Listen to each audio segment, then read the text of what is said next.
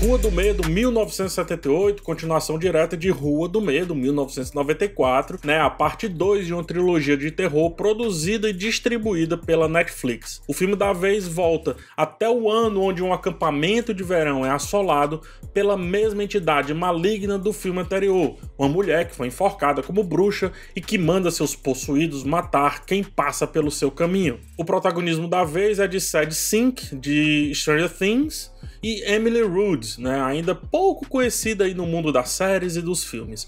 O roteiro e direção continuam sendo ali da Liv Yaniak, e o filme é uma adaptação do livro de R.L. Stine, mesmo autor aí de Goosebumps. Apesar do engate realmente vir do final do filme anterior, viajamos ao passado para conhecer um pouco mais dessa assombração terrível que faz Shadyside ser uma cidade completamente maluca. O que fica provado com esse segundo filme é que não tem como analisar essa trilogia pegando apenas um filme como exemplo, para chegar apenas com ele ao veredito sobre a qualidade desse projeto.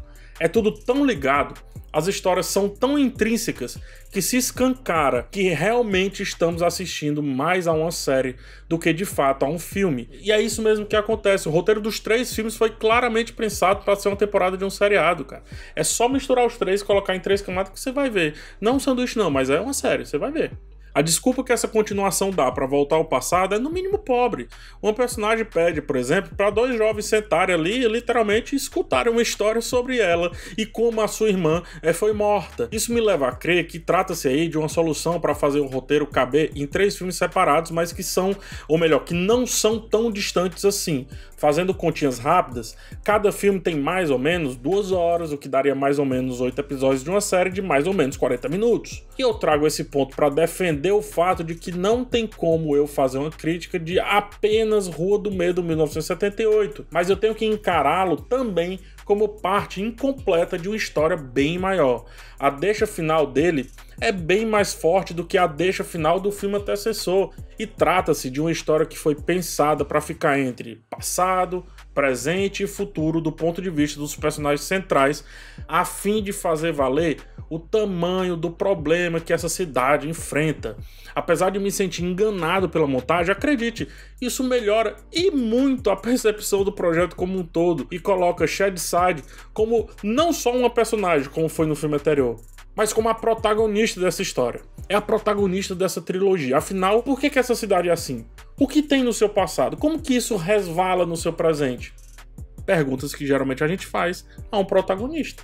A trama da vez sustenta-se muito melhor do que a trama anterior. Ao passo que já sabemos mais sobre as regras da ameaça, não se faz necessário perder muito tempo explicando o cenário durante o primeiro ato. Dessa forma, os personagens finalmente ganham certa profundidade. Sabemos bem as diferenças entre as irmãs Zig e Cindy, e isso é fundamental para entrarmos no mistério desse segundo filme. E o mistério que sustenta a trama pouco tem a ver com a bruxa, na verdade é sobre qual das irmãs realmente vai morrer. Por isso que é importante que tenha no primeiro ato a apresentação dessas minazinhas. E aí, ora temos a certeza que é uma irmã que vai morrer, ora é outra, e parte da nossa aceitação de uma ou outra nessa história será capaz de garantir o envolvimento com esse pequeno e excelente conflito que foi colocado na camada mais visível da trama. O cenário é menor e aposta menos nas saídas laterais, nas fugas laterais do filme anterior também. Assim que os acontecimentos de 1978 começam a ser contados, a gente não sai mais dali. A gente vai ao passado e lá a gente fica. Estamos em um acampamento, o contexto é restrito e obrigatoriamente todos os personagens estão fortemente relacionados. Sendo assim, nada de coincidências e nada de pessoas se encontrando ao se esbarrarem na virada de uma rua. O contexto é o mesmo, é pequeno e não resolve ir além de 4 ou 5 personagens centrais. São 2 núcleos tão próximos que podem ser vistos como um núcleo só. Isso evita as pontas soltas e também corrige um problema do episódio anterior, que era a falta de conversa entre 2 núcleos que eram propostos, 2 núcleos que foram abordados. O projeto começa a crescer.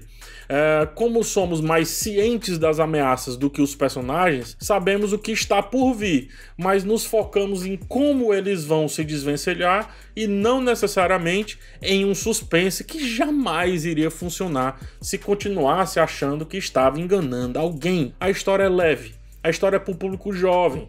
continua fazendo homenagem a Stephen King, como eu já apontei, e também aos slasher movies, que eu também já apontei e não vou repetir, mas dessa vez consegue finalmente achar a sua autenticidade. Autenticidade que está nas seguintes perguntas. Tá, se foi assim que esse cara do machado se transformou na ameaça, eu quero saber como que os demais foram virando entidades malignas também.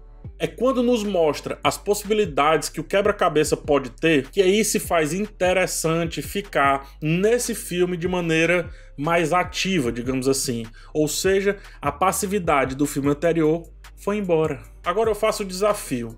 Junte os dois filmes em timelines que pulem entre passado e presente, levando-se em conta que o presente é 1994? Sim, é uma história só. E é uma história que se retroalimenta o tempo inteiro. Uma série faria um pouco mais de sentido e, se lançada semanalmente em vez de uma vez só, seria alvo de grandes teorias a cada novo episódio.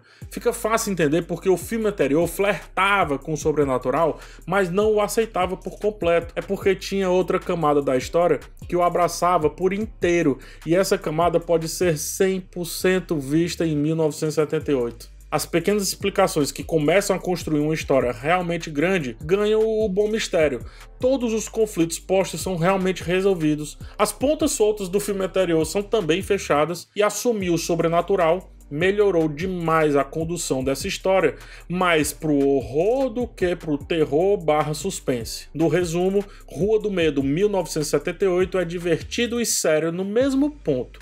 Aposta bem no humor, mas nunca o coloca na frente de nada. As músicas escolhidas são muito boas, a chateza da protagonista faz o filme ser majoritariamente amargo, e o núcleo da sua irmã traz a audácia de mostrar a ameaça quase que como um todo, digamos assim, mas não nos pedindo para flertar mais com o desconhecido. Então, nós de fato agora sabemos o que diachos é aquilo que está acontecendo. E para um terceiro filme assim, vai dar mais envolvimento ainda. Então, a gente tem que aceitar o que foi visto ali, o que foi visto nesse roteiro aqui. E ponto. Não há muito o que ser perguntado desses pequeníssimos detalhes. Ou seja, as cartas estão todas na mesa. O que dá liga a essa história é o mistério de como se dará a morte de uma das duas irmãs, como eu falei no começo do vídeo, e na antecipação dos perigos que estão por vir a partir de regrinhas que já ficam bem explícitas para nós espectadores. Rua do Medo 1978 é tudo que o filme anterior não conseguiu ser, e deixa claro que um literalmente precisa do outro para ser do tamanho que a trilogia almeja ser.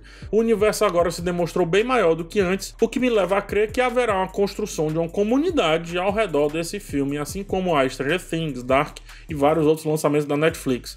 Mesmo ele deixando bem claro que não é um terror para matar ninguém do coração, mas por conta das suas outras virtudes que estão completamente postas nesse segundo filme.